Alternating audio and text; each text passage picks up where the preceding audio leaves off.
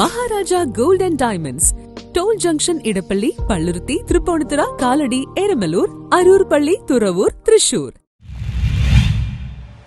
3 പേർക്ക് ജീവൻ നൽകി സഹൽ യാത്രയായി. ഗോവ മെഡിക്കൽ കോളേജിൽ മസ്തിഷ്ക മരണം സംഭവിച്ച എറണാകുളം പള്ളുരുത്തി സ്വദേശി സാഹിൽ എന്ന 22-കാരൻ മടങ്ങിയത് 3 പേർക്ക് പുതുജീവിതം നൽകി. ഗോവയിലെ മോപ്പ എയർപോർട്ടിലെ ഗ്രൗണ്ട് ലെവൽ ജീവനക്കാരനായിരുന്ന സാഹിലിനെ കഴിഞ്ഞ ആഴ്ചയാണ് റോഡപകടത്തിൽപ്പെട്ട് ഗോവ മെഡിക്കൽ കോളേജിലെ അത്യാഹിത വിഭാഗത്തിൽ പ്രവേശിപ്പിച്ചത്. മസ്തിഷ്ക മരണം സംഭവിച്ചുവെന്ന് ഡോക്ടർമാർ അറിയിച്ചതിനെ തുടർന്ന് കഴിഞ്ഞ ദിവസം സാഹിലിന്റെ ബന്ധുക്കൾ അവയവദാനത്തിനുള്ള സമ്മതപത്രം ഒപ്പിട്ട് നൽകി. സാഹിലിന്റെ വൃക്കകളും കരളുമാണ് 3 പേർക്കായി ദാനം നൽകിയത്. GMCയിലെ ന്യൂറോളജി വകുപ്പിന്റെ അസിസ്റ്റന്റ് പ്രൊഫസർ ഡോക്ടർ സനത് ബഡ്കറും GMCയിലെ ജനറൽ മെഡിസിനിലെ അസിസ്റ്റന്റ് പ്രൊഫസർ ഡോക്ടർ മറീന വാസും ചേർന്നാണ് ബ്രെയിൻ സ്റ്റെയിം ഡെത്ത് സർട്ടിഫിക്കേഷൻ നടത്തിയത്. സംസ്ഥാന അവയവ ടിഷ്യൂ ട്രാൻസ്പ്ലാന്റ് ഓർഗനൈസേഷൻ GMCയിൽ തന്നെ ചികിത്സയിലുണ്ടായിരുന്ന 2 ചെറുപ്പക്കാർക്കായാണ് വൃക്കകൾ നൽകിയത്. വെസ്റ്റ് ഔറംഗാബാദിലെ MGM ആശുപത്രിയിലെ രോഗിക്ക് കരളും അനുവദിച്ചു. GMCയിൽ നിന്ന് ദബോലിം വിമാനത്താവളത്തിലേക്ക് കരൾ കൊണ്ടുപോകുന്നതിന് ഗോവ ട്രാഫിക് പോലീസ് സെല്ലിന്റെ സഹായത്തോടെ സോട്ടോ ഗോവ ഒരു ഗ്രീൻ കോറിഡോർ ക്രമീകരിച്ചിരുന്നു. പിന്നീട് ബന്ധുക്കൾ ഏറ്റുവാങ്ങിയ സാഹിലിന്റെ മൃതദേഹം കേരളത്തിലേക്ക് എത്തിച്ചു.